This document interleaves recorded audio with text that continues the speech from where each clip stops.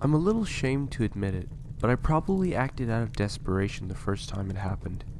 I had gotten texts from people with the wrong number in the past and never thought twice about telling them so, and moving on with my life. But this time was different, because this time, I was lonely. A 5-year relationship is a hard thing to just walk away from, especially when you have to move on into a little one-bedroom by yourself. The place just felt really empty. So when I got a text from a number I didn't recognize, I jumped at the opportunity to make a little conversation. It helped that I imagined the stranger to be a girl. At that moment, I sincerely thought that maybe I could wind up turning a chance mistake into something more. I just didn't realize how much more I was going to get. 928-705-6645. It's been a while, sweetie. Meaningless at first, I unraveled 100 different backstories to those words. Sweetie is something women typically say to men, although it's not unheard of to hear a guy calling a girl that. I wondered what it was these two people did last time that was so long ago. Why have they not talked since then? After grasping at every possibility in the context and backstory, I made up my mind to just dive in and feel my way through reality. I added the number in my contacts simply as girl. How long has it been now? Since what? Since you burned down the Harrison barn, or since you threatened to kill me and left for good? Great. Whoever she thinks I am was a real piece of shit. At least she's used to that kind of guy. That should help after I reveal to her that I am a complete stranger, who has been tricking her into thinking I'm the man she tried to reach out to. The one thing I had trouble understanding was the whole barn burning thing. 928 is definitely my area code, but I can't think of anywhere a barn would be. All of the farmland has been commercialized. I'm sorry. Who is this? Dustin would never apologize for matching anything. Sorry, autocorrect. I've had a lot of time to think. Also, something you would never do. Seriously, who is this? Never mind, I think I know what's going on. You're always getting Jasper to try to and fix things for you cause he's actually got a heart. But it's not going to work this time. I know it's you, Jasper, just give the phone back to Dustin. This is actually William, I wrote. I felt weird sending my real name to a stranger, but I had reached a point where I could actually start being myself. If I just told her I was a new friend of that sleazebag guy she thought I was, then I could start getting somewhere. But the question still nagged at me. What if she realizes later that she's been texting the wrong number all along? Will she tell the real guys what I did? And how do I find out her name?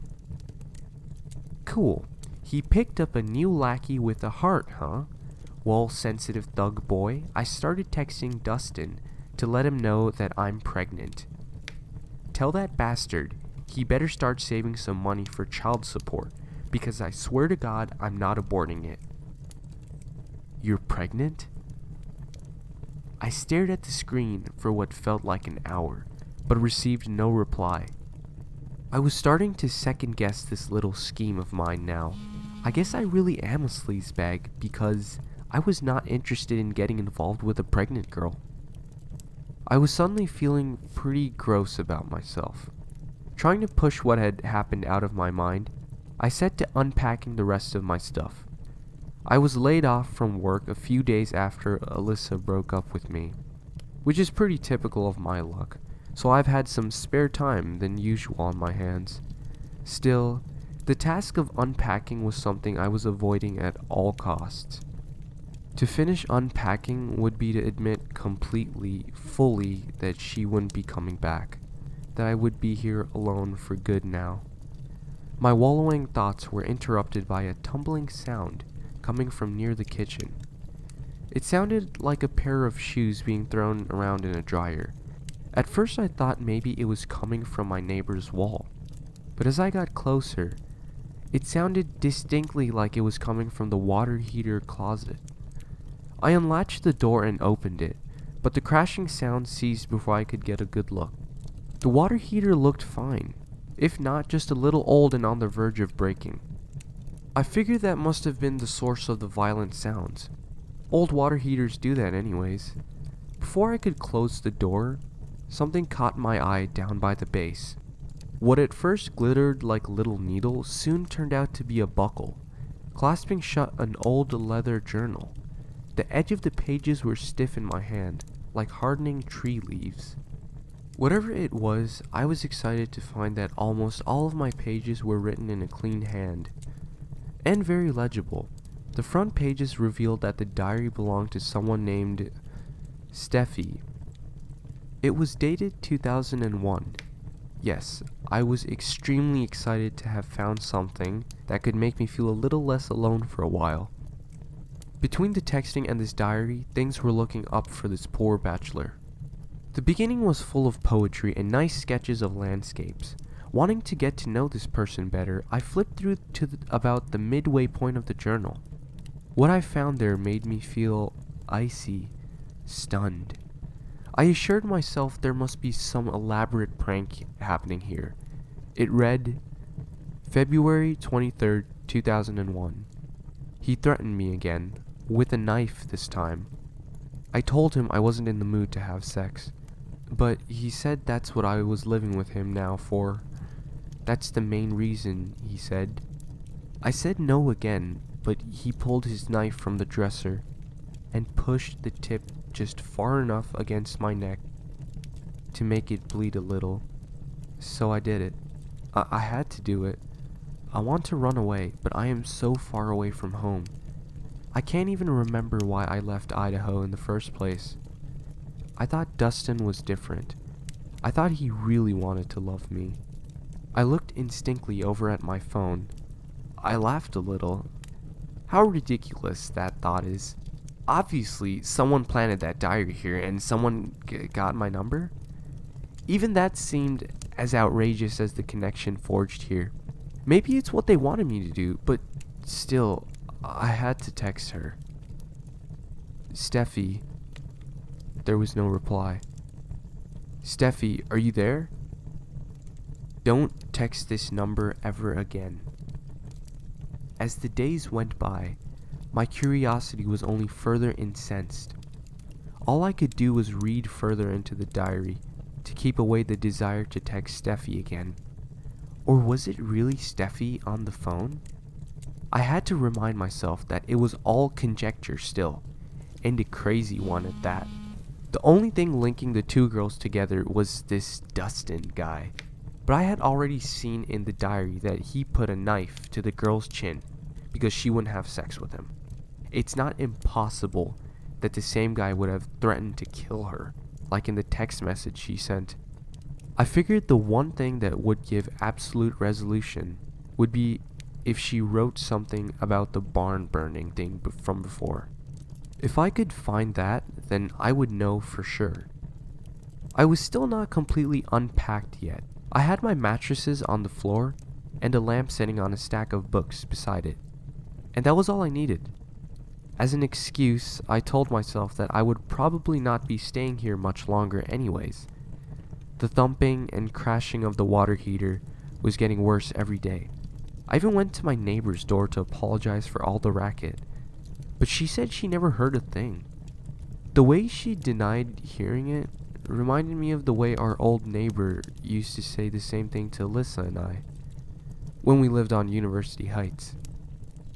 We used to get in the most intense fights, yelling at the top of our lungs. One night, I tried leaving to cool off, but she jumped on my back and latched onto me with her arms and legs. Not thinking straight, I bolted out the door and turned my back to the staircase leading down, and I thrust myself back as hard as I could, trying to throw her off of me and down the stairs. Corey, our neighbor, came out and found us there, latched together and fuming. I apologized to him, but he just shook his head. Looking rather embarrassed, he said he never heard much noise coming from our apartment. I think it was my history with Alyssa that really drew me into Steffi's story. I could relate with almost every crazy entry of hers about her psychotic boyfriend. In a March 2001 entry, she wrote, "We had a pregnancy scare. I had missed a couple periods and told Dustin about it. He seemed serious when he said that if I was pregnant, then he was going to roll me down a flight of stairs over and over until the thing comes out. I'm beginning to think that I need to go to the police soon. But then, where would I live? What would I do?" 2 days ago, the whole thing finally became clear. Well, as clear as I can make sense of it anyways. Even now, I'm having a hard time believing it all really happened the way it did. It feels like the whole thing was just one long nightmare. It was around midnight, and I was laying on my mattress, reading the diary and eating ramen. I was reaching the end, frustrated at not having seen anything about a barn. The water heater was making a racket so bad I couldn't even ignore it anymore, and it was longer than usual. It just kept thrashing around. Suddenly, my phone vibrated. It was her. "Are you awake?" "Steffi?" "They're coming, William." "What?" "They're coming for me and the baby. I knew he wouldn't let me keep it. He's going to take her from me." "Where are you?" There was no reply. I stared hard at my phone for what felt like an eternity, but there was no response. From the kitchen, the water heater was bashing so hard, it sounded like it was going to burst through the wall. I could hear my doorknob rattling from the force of the thudding. How did my neighbor not hear this? Just then, there was a different kind of knocking. Someone was at the door. I figured this was her, finally able to hear the racket once it was pounding ridiculously loud. With the last furtive glance, I stuffed it in my pocket and went to the door. Opening it, I said, "Yes, I tried to warn you." No one was there.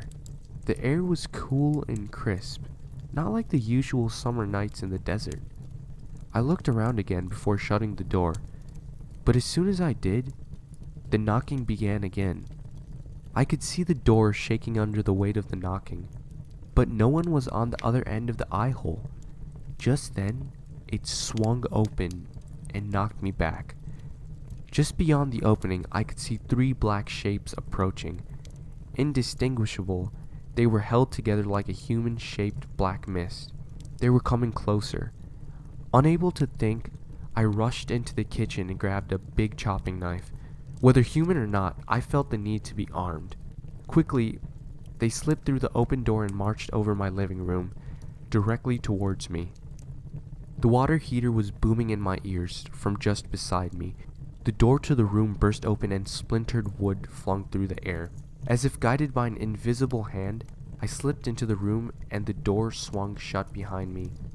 There, near the ground where I had found the diary, was a square piece of plywood patched against the wall at the base of the heater. The thudding was there. It was like a heartbeat pulsing against the wooden panel. Now the door to the room was banging behind me from the outside. Having splintered open, I knew not what held it in place. Still unsure of my motivation, I reached out to the wood panel and found space enough to get my fingers in and wrench it off the wall. I was overcome with a putrid stench, so foul that it hit me like a fist. The beating on the door ceased. The pulse in the room ceased. All the world went suddenly quiet as I reached in and pulled out a big plastic tub. There was a lid covering it, and then it was wrapped in several layers of saran wrap. Carefully, I opened the door and peeked out. Finding the room empty, I dragged the tub out and cut the wrapping with my knife. Again, the waves of odor washed out anew as I opened the lid. There was a rotting corpse, broken in and smashed in a small ball, stuffed into the container. I couldn't even make it to the sink before vomiting down on myself and onto the floor.